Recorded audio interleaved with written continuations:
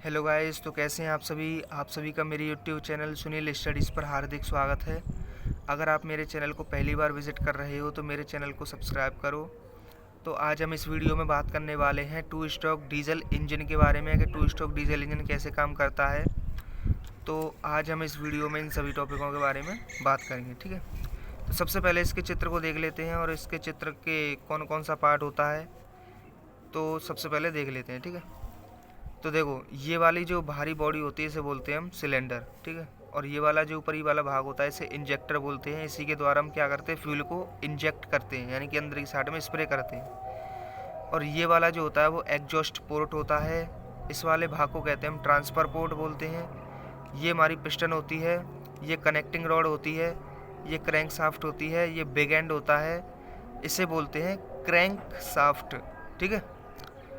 और ये हमारा जो पोर्शन होता है नीचे वाला, ये पूरा, इसे क्रैंक केस बोलते हैं। ये हमारा इनलेट वाल्व होता है। तो अब इसकी वर्किंग की बात करते हैं कि ये वर्क कैसे करता है। देखो, इसमें भी ज़्यादा कठिन नहीं है, ये आसानी से आप सीख सकते हो। अगर आप इसके नोट्स बनाना चाहते हो तो आप वीडियो को पॉज करके इसे लिख भी सकते हो, ठीक है। और जब भी मैं कोई वीडियो बनाऊं तो उसे लिख लिया करो, जिससे क्या है आपको भी वो अच्छी तरह से समझ में आ जाएगी, ठीक है। देखो, तो पहले स्ट्रोक में क्या होता है, ये जो इनलेट वाल्व होता है, इनलेट वाल्व के माध्यम से जो हमारा फ्यूल, जो हमारी एयर है, देखो डीजल इंजन में क्या होता है, केवल एयर, वायुमंडल से एयर अंदर प्रवेश करती है इनलेट वाल्व के माध्यम से क्रैंक केस में, ठीक है।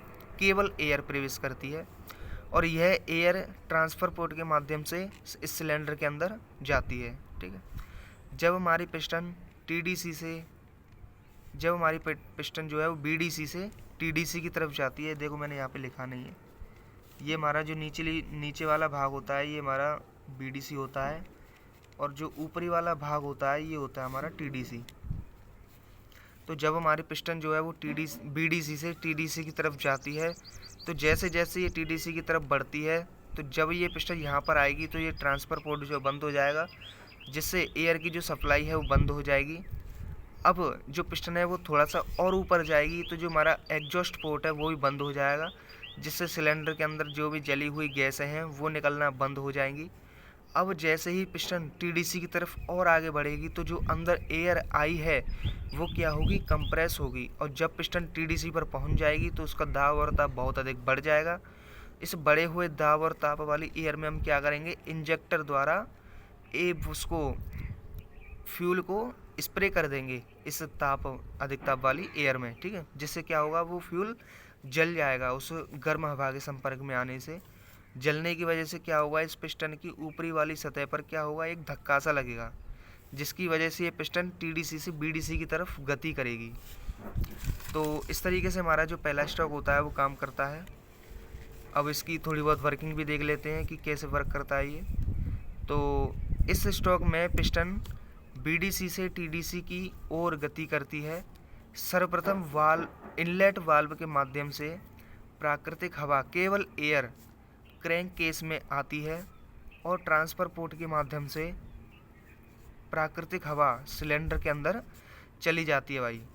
अब जैसे जैसे पिस्टन टीडीसी की तरफ आगे बढ़ती है तो ट्रांसफ़र पोर्ट बंद हो जाता है, जिससे हवा की जो सप्लाई होती है वो रुक जाती है। और जब पिस्टन टीडीसी की और आगे बढ़ती है तो क्या होता है, की तरफ आगे बढ़ती है तो एग्जॉस्ट पोर्ट भी बंद हो जाता है, जिससे जली हुई गैसें जो है हमारी वो निकलना बंद हो जाती हैं।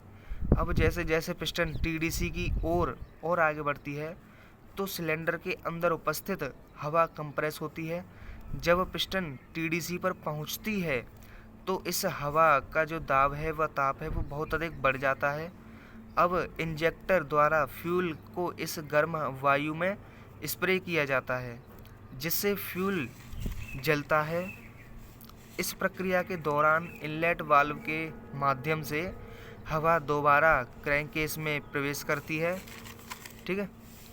तो पहला स्ट्रोक जो है वो इस तरीके से काम करता है। अब दूसरा स्ट्रोक कैसे काम करता है, चलो वो भी देख लेते हैं। देखो, दूसरे स्ट्रोक में क्या है, पहले स्ट्रोक के पश्चात जो पिस्टन है वो बीडीसी से टीडीसी पर पहुंच गई है, दूसरे स्ट्रोक में क्या होगा, जो हमारी पिस्टन है वो TDC से BDC की ओर जाएगी, ठीक है। अब क्या होगा इसमें, देखो तो जो भी हमारा हमने देखो पहले स्ट्रोक में क्या देखा था कि यहाँ पर जो फ्यूल और एयर थी वो जल गए थे।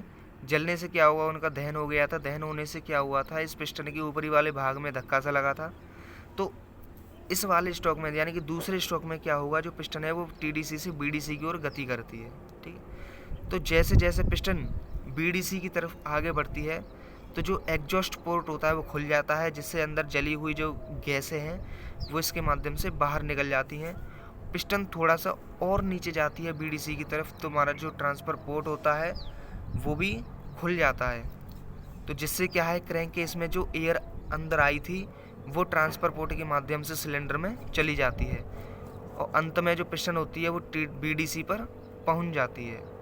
तो इस तरीके से जो हमारा 2 स्ट्रोक इंजन है वो काम करता है। अब इसकी थोड़ी बहुत वर्किंग भी देख लेते हैं कि 2 स्ट्रोक इंजन कैसे वर्क करता है। देखो वैसे तो मैंने बता ही दिया है चित्र के माध्यम से, एक और बार देख लेते हैं, मैंने लिख रखी है।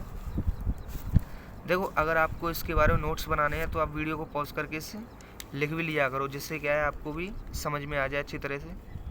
तो इस स्ट्रोक में हमें कार्य प्राप्त होता है।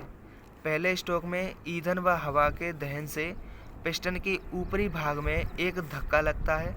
इस स्ट्रोक में पिस्टन TDC से BDC की ओर जाती है तथा जैसे ही पिस्टन एग्जॉस्ट पोर्ट को पार करती है जिससे जली हुई गैसें बाहर निकल जाती हैं और पिस्टन जैसे ही BDC की तरफ आगे बढ़ती है जिससे ट्रांसफ़र पोर्ट क्या है वो खुल जाता है और हवा सिलेंडर में प्रवेश करती है। अंत में पिस्टन BDC पर पहुंच जाती है।